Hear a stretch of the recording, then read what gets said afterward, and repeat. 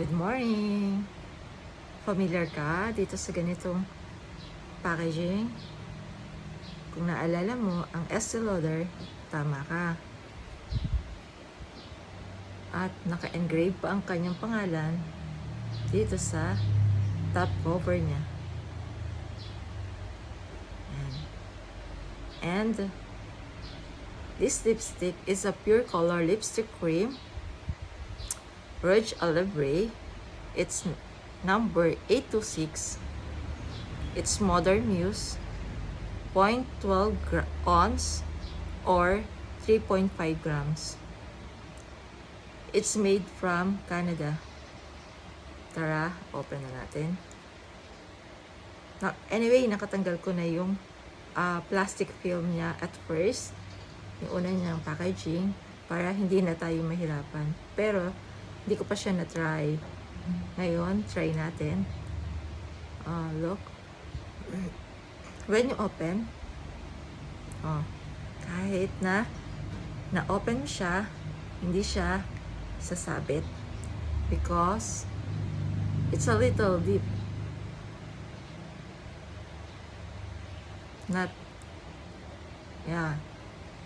Minsan kasi may mga lipstick na once na inopen mo, nakaangat siya dito.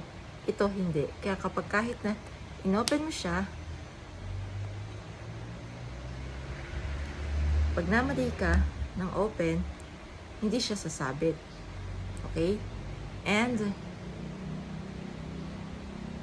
isa pa, once na isinara mo, may click sound. Mainam siya. Para noon, hindi mo na siya isipin na naisara ko kaya or hindi. Kasi pag hindi mo naisara, alam mo na pag nakalagay na sa pouch, kakalat na siya sa ibang pang mga cosmetics. Like sa ibang lipstick din na or mga foundation ninyo or anything. Ito.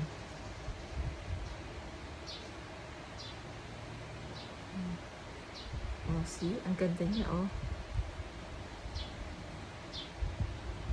Ang ganda niya.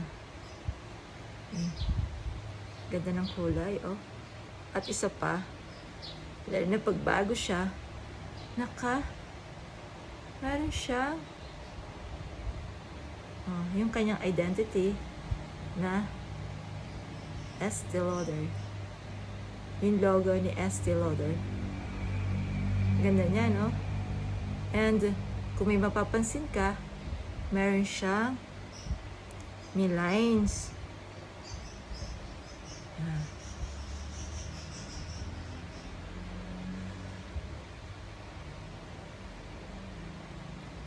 Kita mo? Ganda niya, no? 3.5 grams. Matagal mo na siyang gagamitin. Now, we're going to try. Pag ito, naubos mo na siya hanggang dito, gamitan nyo na siya ng pang lipstick na stick, yung brush, lipstick brush ninyo, para naman makonsume ninyo yung the rest of ng lipstick ninyo. Kasi sayang, ang mahal-mahal niya.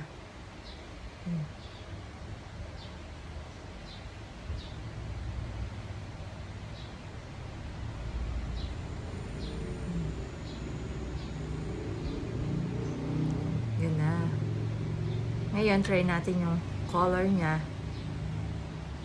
Kung babagay ba siya sa akin.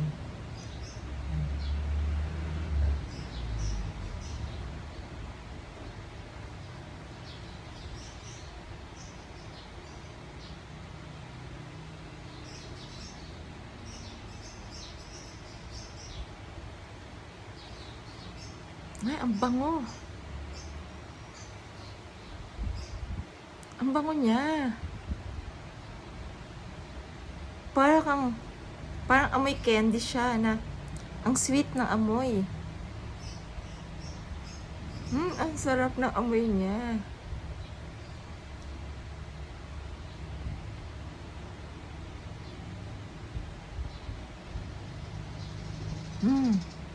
Isang apply pa lang. It's cream.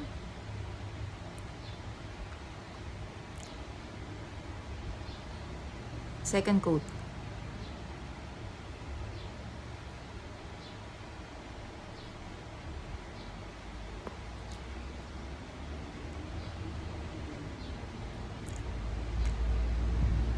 Oh, ang ganda.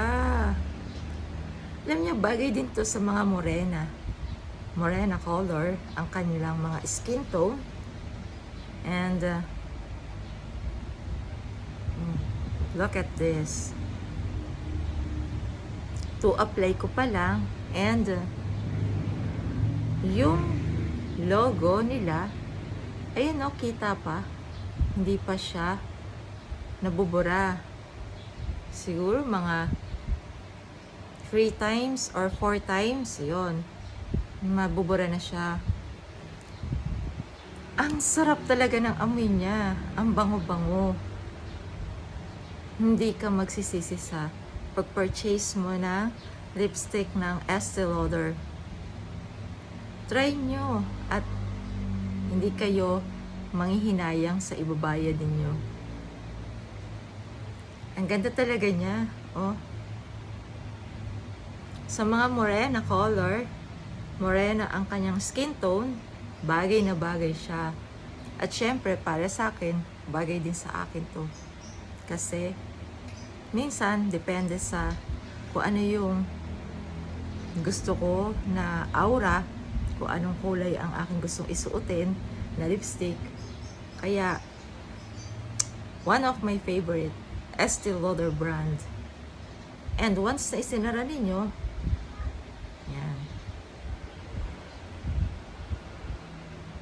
Pag inopen ninyo, counterclockwise, yan.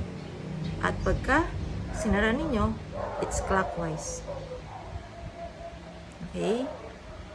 And once na i-close na ninyo, hindi siya talaga masabit. Wala siya.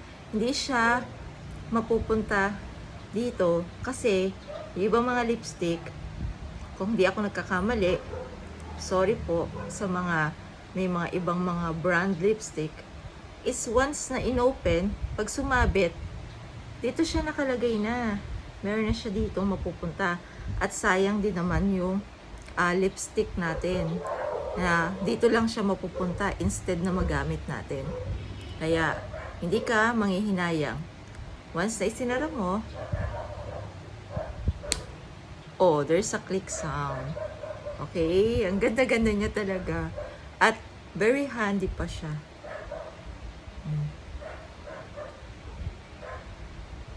Malapad pa yung kamay ko kaysa sa buong packaging ng lipstick. Very nice at good na goods ang Estee Lauder lipstick na Rouge à Lèvres number 826. Purchase na rin kayo ng ganitong lipstick. It's made from Canada. Ganda, no?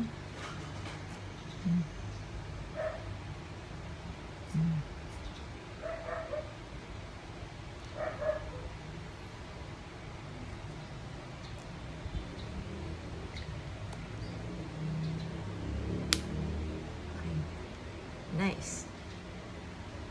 Bye.